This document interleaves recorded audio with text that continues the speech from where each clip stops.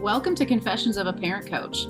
I'm Coach, a mother of four, and potty talker, Ann Kaplan. This is the podcast where I confess something from my own parenting and coaching life, teach a lesson around it, and answer your questions.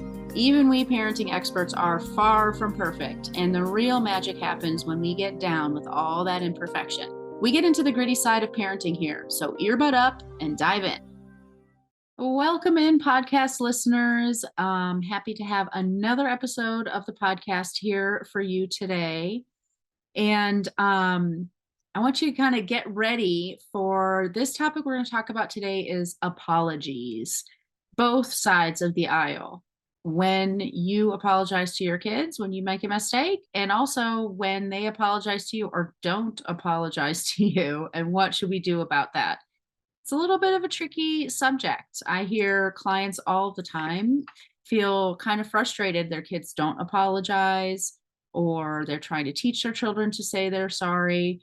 I got off a client session this morning with a couple who the dad was really getting frustrated because his daughter had gotten caught in having done something a little bit unethical and refused to give it up. She would not admit that she had done something sneaky and it wasn't cool what she had done and all this stuff. And the more dad wanted her to admit it, the more she was refusing to admit it. And the more dysregulated dad got, and 'twas ever thus, right? So there's a lot of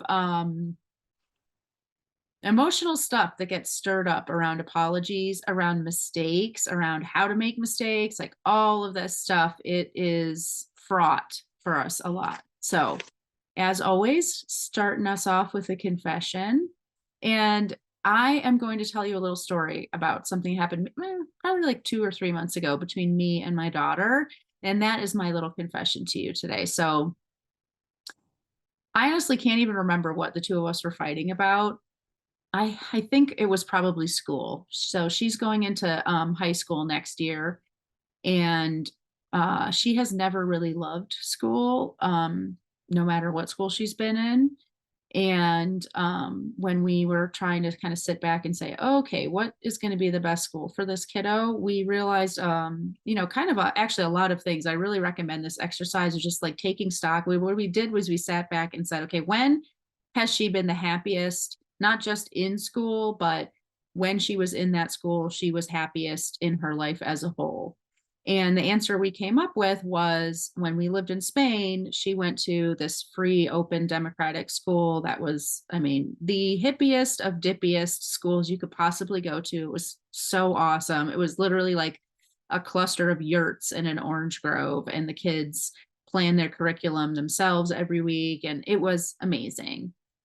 And when she was at that school, she was thriving in every way. Like even at home, she was like a different person. And so we really took stock, like I said, highly recommend, and decided that we were going to put her in the Waldorf school for high school because it seemed to us to be the closest approximation to the setting that she had been most successful in and happiest in and all of that in the past. But of course, because she's a teenager and because she is who she is, as soon as the decision was made, she did not like the decision. She was really excited about it until we decided.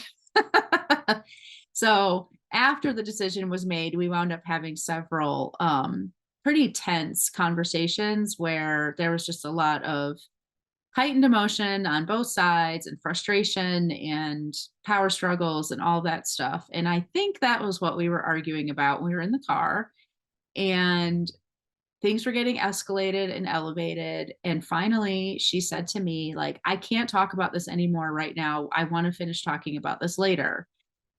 And I was so frustrated, or I'm not even gonna mince words. I was pissed off, y'all. Okay. And I really couldn't let it go. And I just kept going. It was like she had just thrown something in my way and I just ran right over it. And so I was like, we're not going to talk about it later. We're going to talk about it now. And, you don't recognize this, and this, and, et cetera, et cetera. All of the like lecturing and preaching that was really just my ego coming out my mouth.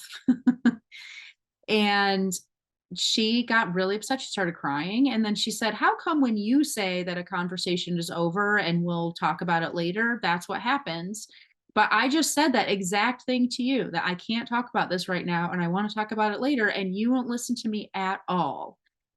And she was 1,000,000% right. And I was still so dysregulated in that conversation that instead of saying, you know what, you're right, I'm sorry, we will talk about it later, I went off and defended my ignoring her. I defended myself for ignoring her request to pause the conversation. Now, this kid's like in the car with me while I'm driving. Like, she can't get away from me. It's not like being in the house where she could just walk away or I could walk away from her. Like, she's trapped. The only thing that's going to give her mercy when she has said, I don't want to talk about this anymore, can we talk about this later, is me respecting her boundary. That's the only thing that can happen. Or, and this is what can happen, and I guarantee it's probably happened to you, especially if you have older kids, but any aged kid, the only other way that kids can get away from us once they've set this boundary and said that they can't deal with this anymore is to completely disassociate. And I know for a fact that that's exactly what would have happened with Gigi if I hadn't finally pulled my head out of my ass and been a grown up. Because I've seen it happen before. Seen her do that with other people. I've seen her do it with me, and I've seen lots of other kids do it. This is how we get away from our parents when we can't get away from our parents. We just turn off. That's when you get the glazed over look from your kid, when they're just like rolling their eyes and staring out the window, when they just smile and nod, when they go, every time you say something so that you think they're agreeing with you and you'll just leave them alone. That's their only way to get away from you, is to turn their brains off. So I did finally realize, like, okay, we will talk about it later. Absolutely. And when we came back together again, she came upstairs and said, okay, I'm ready to talk about this right now. We kept talking about it. And I started our conversation first by saying, I need to apologize to you. You set a boundary, then you said that you weren't able to continue the conversation, and I did not listen, and that was not okay.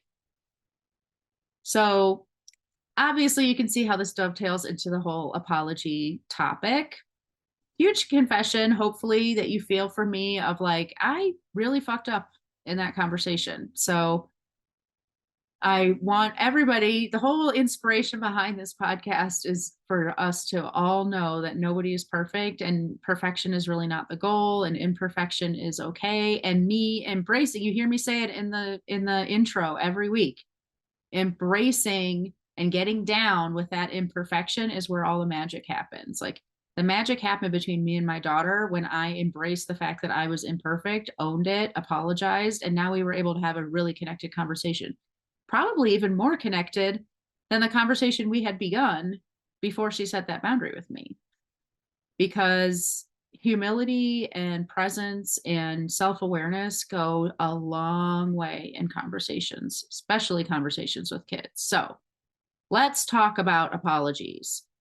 How to apologize, how to receive apologies, what to do when our kids are or are not apologizing, all of that stuff. Remember, this is my number one advice to you about apologies. Your child does not have to accept your apology. The point of your apology is not for your child to forgive you. That's not their job. Everyone gets to decide if they accept an apology, if they forgive the person, if it's really okay, all of that stuff. And if they don't, that's okay. It's even more important for your child to know, I get to decide how I feel about this. Like, this isn't another moment where my parent is coercing me. And that is what happens so often with apologies.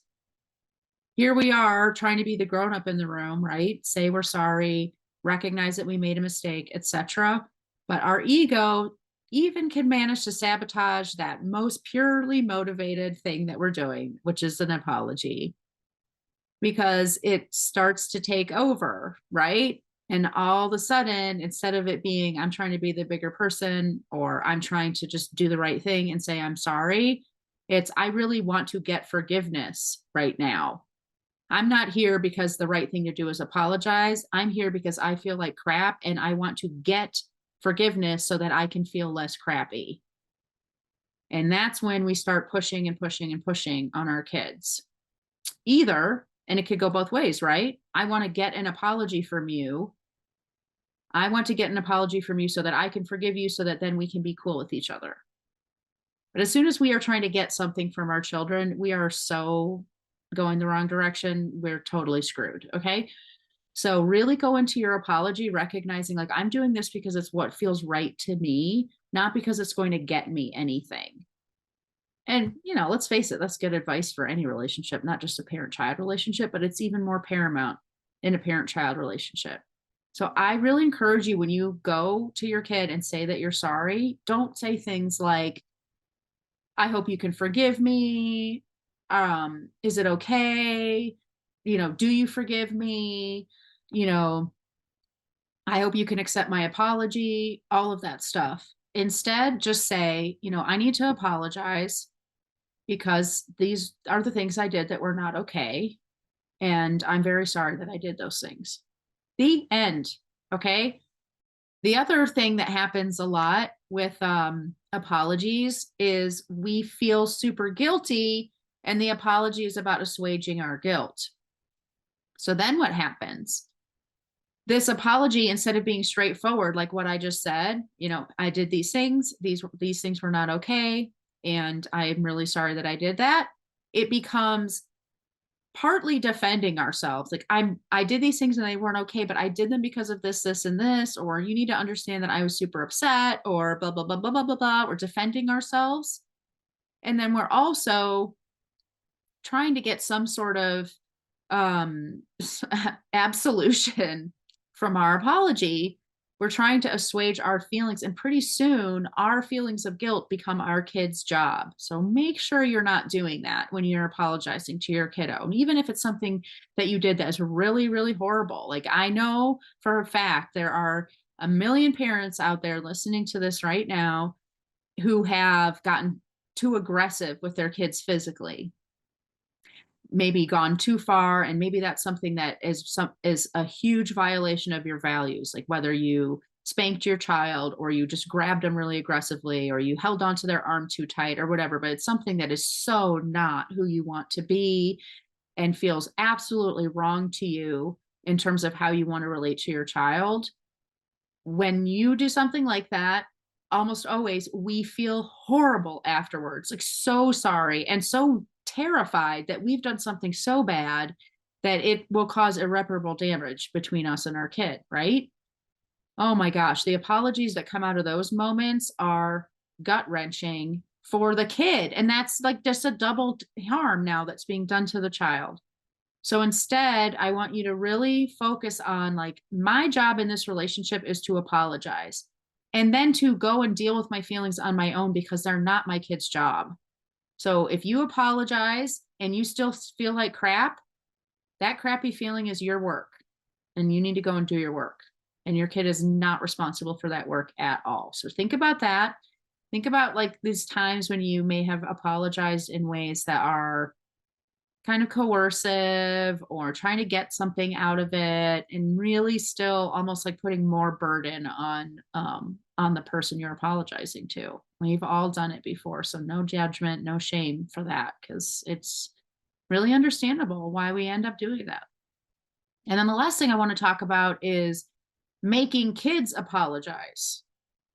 Oh man, this is a little pet peeve of mine. We cannot make our kids apologize. So if you're one of those parents who has puts your kid in timeout, and then when they come out of timeout, you're like, now do you know why you were in your room and what did you do wrong? And don't you think you should apologize? Or don't you have something to say to your dad, or something like that, right? Well, first of all, once again, no judgment, no shame. We've all done that before. And I think a lot of us were even taught to do that. Like that's good parenting, timeout, right? That's a topic for a future podcast episode, but no, timeout is not a good plan. And we'll talk about why in a future episode. But part of timeout, but the one thing I'll say in this episode that makes timeout not great is that whole like shamey forced apology time at the end. Like, ew, don't do that. Kids will learn to apologize when they are given the feedback and the environment that promotes self-reflection. So, why did you apologize to your kid? Hopefully, it was because you had your own internal sense that, you had strayed from your kind of moral compass. Hopefully, you're not apologizing to your kid because you're trying to get something from them and all that stuff like we just talked about. That's exactly what we want for our kids. So, our kids, whether they apologize or not, they know that they're doing something not okay. They're doing something wrong. They feel badly about it. That is present within them. That's the point. And then you can relate to your child in a way that helps them understand and identify and process that emotion so it doesn't turn into shame. It's just this feeling of, I did something that doesn't feel right to me, doesn't align for me. This doesn't feel like I'm in integrity with myself. And as that ability to self evaluate, to identify those emotions, to accept and process those emotions develop, they also start to learn feels a lot better once I apologize and I make things right. The other thing that helps with promoting natural, like organic apologies over time is two things. First of all, modeling that. So, just like what we just talked about, do it. The second thing that helps with kids naturally over time, promoting them having their natural organic apologies, is when you help them process their emotions, ask them questions. Ask them questions about, like, well, how do you feel that that happened? Oh, I feel really bad. What might make you feel better?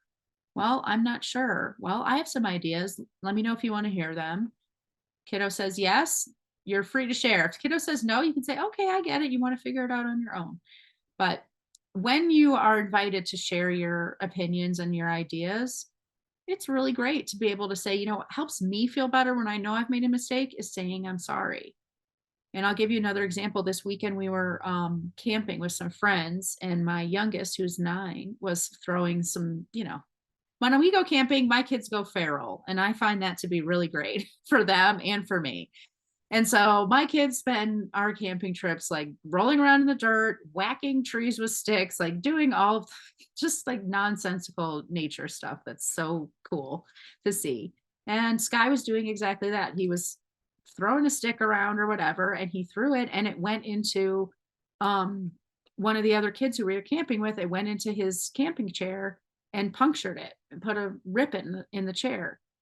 And this kiddo, who's younger, was just so devastated and upset. And even though the chair still worked perfectly fine, refused to sit in it. And Sky felt horrible. And he went and like sat by a tree. And it's so gut wrenching, y'all, watching Sky when he realizes he's made a mistake, because no matter how much feedback he's gotten from us, it's still kind of like part of his life's work, I suppose, that he feels really, really, really ashamed when he makes a mistake. So I did my homework. I let him just go and sit by a tree and be sad for a while. And then after a while, he came over to me to get some love. And I said, it seems like you're feeling really down. And he said, yeah, I feel really bad. And he told me what happened. And I said, well, what have you done to try to make it right?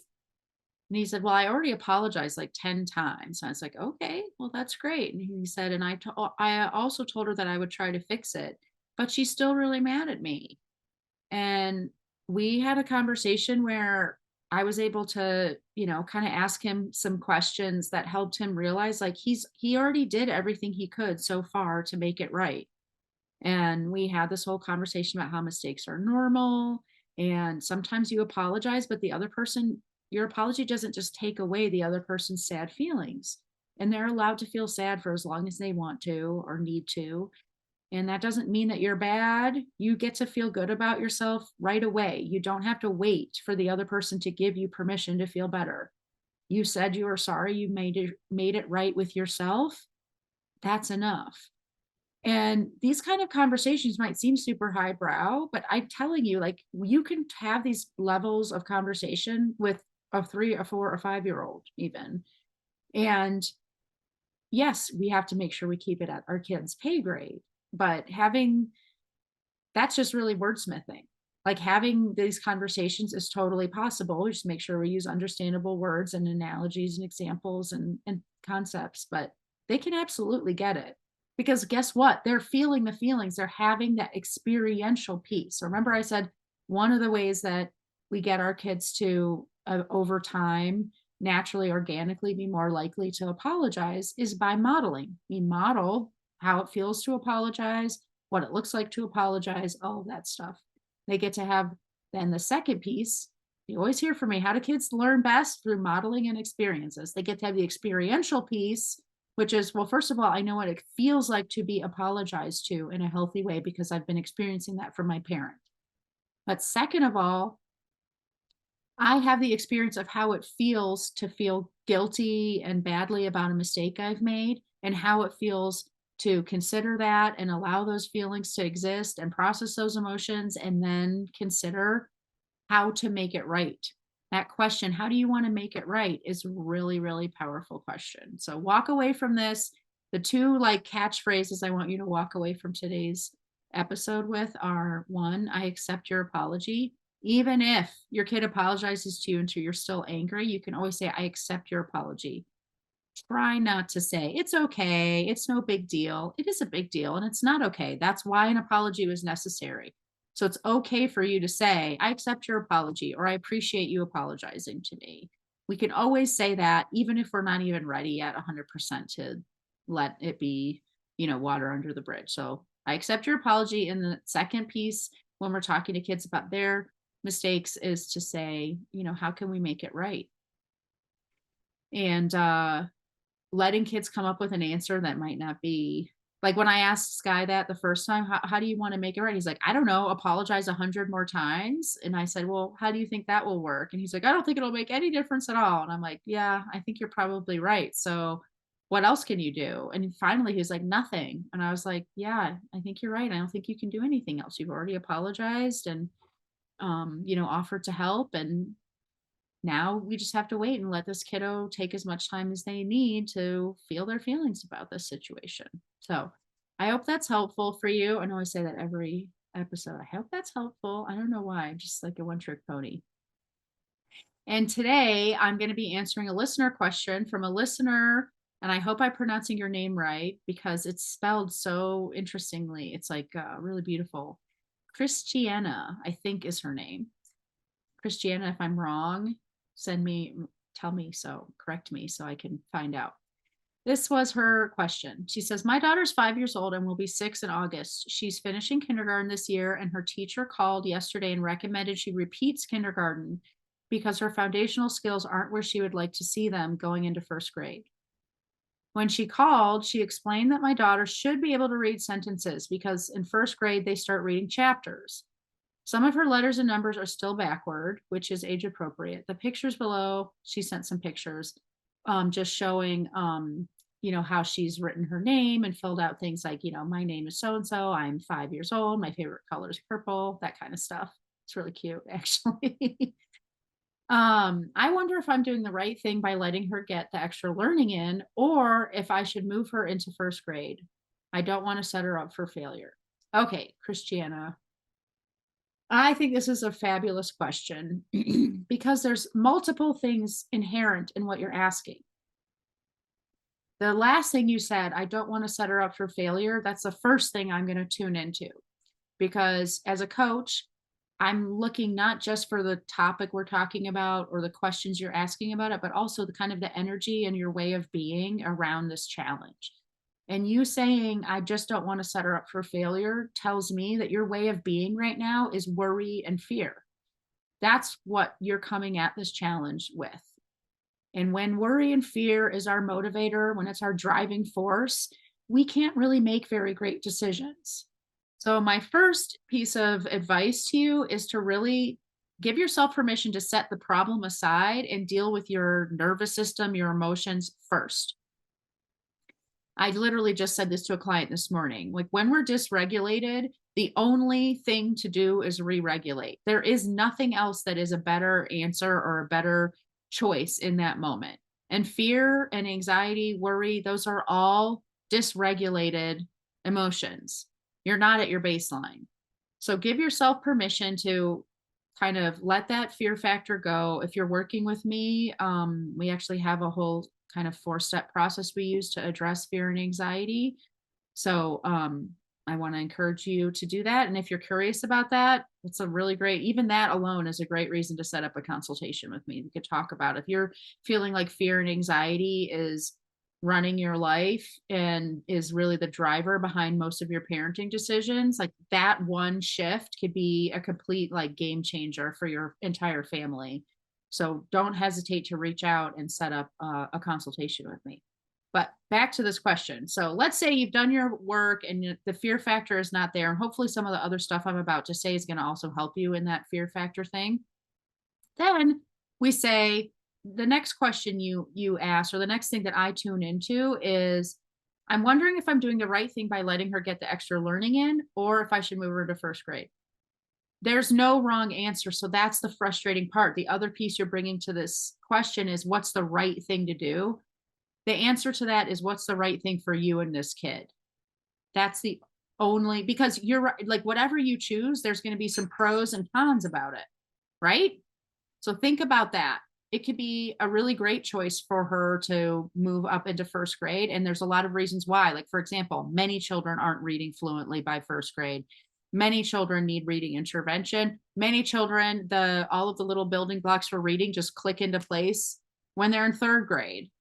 Or for example, like the handwriting that you showed me in your picture looks like pretty much every 5-year-old's handwriting. Like so there's lots of rationale you can use to go into first grade. And it could be really great for her because she's with her peers. And there's like, once again, we can come up with all these reasons why it'd be great for her to go into first grade. Also, same answer for kindergarten. It could be great for her to stay behind. It'd be great for her to get the experience of being the older and more advanced child in the classroom, and she'll get the benefit of the extra year of learning, like you said, and et cetera, et cetera, et cetera. So let go of the idea that there's a right or a wrong answer, because as long as you're fixated on that, you're going to be hunting around for a unicorn. Unicorns aren't real. Don't waste your time going on a unicorn hunt. Okay. Now, we've talked about the fear. We've talked about this quest for like the right answer, so to speak. If we can let those things go, now I want you to just tune into yourself. What feels right to you? Because once there can be something freeing and liberating in realizing, oh, since there's no right answer, whatever I choose will be right. I really want you to give yourself permission to believe that that's true. And it is true. Because for two reasons. Number one, like, how do we know that this is where we're meant to be? Because this is where we are, right? So if you choose that she is going on to first grade, then that's what was meant for her. And there she is, and there you are, and you guys are going to make it work. But the other reason why whatever you choose is going to be the right choice is because you're going to make it right. You're not just going to choose to send your kid to first grade and then like walk away and go, stick your thumb up your ass for the next year and hope it works out for her.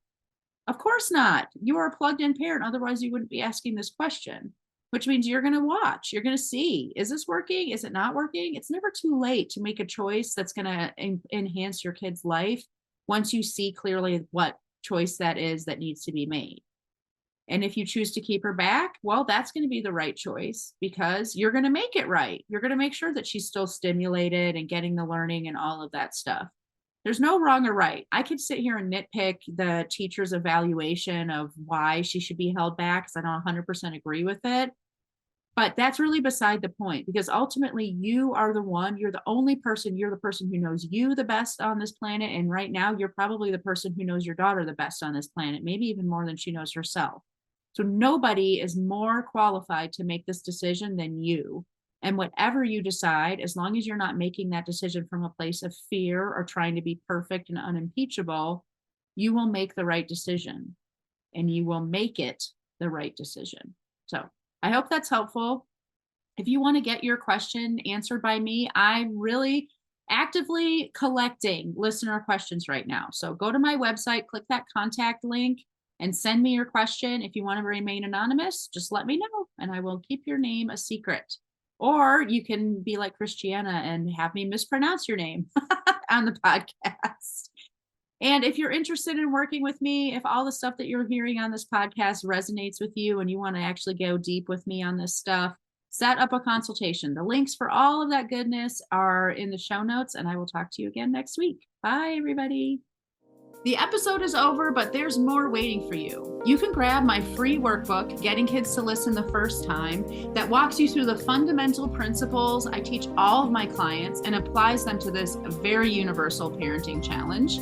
So if you're sick of repeating yourself all day long or just want to learn more about my style, you'll definitely want to go to bit.ly/kidswholisten. And if you're ready to work with me, let's meet. Set up a free call at bit.ly/KaplanCall, and let's create an action plan that gets you exactly where you want to go. And of course, links to all this goodness are in the show notes. Thanks for joining, and I'll see you next time.